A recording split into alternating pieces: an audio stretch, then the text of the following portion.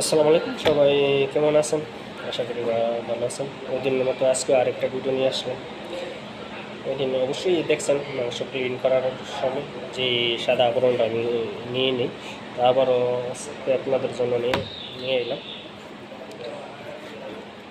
একদম সফট করার জন্য, কীভাবে গ্রিল করলে সফট হবে মাংসটা, ওই কথা বলার জন্য আবারও আসে। আশা করি সবার ভালো লাগলে বাড়িতে ট্রাই করে দেখতে পারেন। তো মাংসটা সর্বপ্রথম পরিষ্কার করে নিতেছি।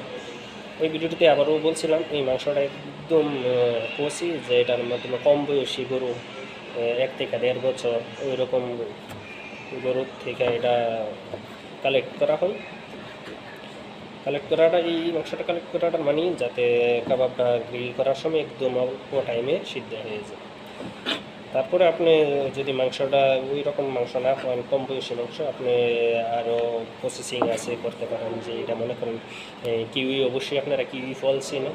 ওই কিউই অত্যন্ত গুরুত্বপূর্ণ একটা কাবাবের ভিতরে। টিক্কা কাবাব মনে করেন, চিকেন কাবাব, চিকেন টিক্কা মাধ্যমে ব্যবহার করে থাকি আমরা, যাতে মাংসটা শক্ত হলে যাতে অল্প সময়ের ভিতরে মাংসটা একদম সফট হয়ে যায়।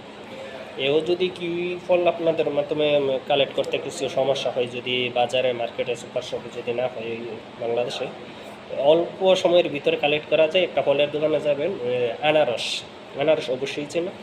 আনারস মাংসের দ্বিতীয় মানে শত্রু বলতেও চলে। মানে আপনি আনারস আর মাংস রেখা দিবেন, একদিন পরে ম্যারিনেট করা মাংসটা, পরে দিন দেখবেন মাংসটা একদম টিস্যুর মতন হয়ে গেছে।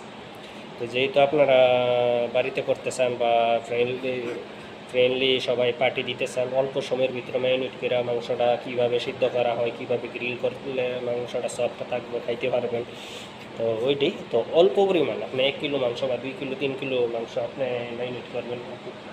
ওই সময়ের ভিতরে মনে করেন 100 গ্রাম, 100 থেকে 150 গ্রাম আনারস আপনারা ইউজ করতে পারেন, যাতে মনে করেন 2 ঘন্টার ভিতরে মাংসটা একদম সফট হয়ে যাবে।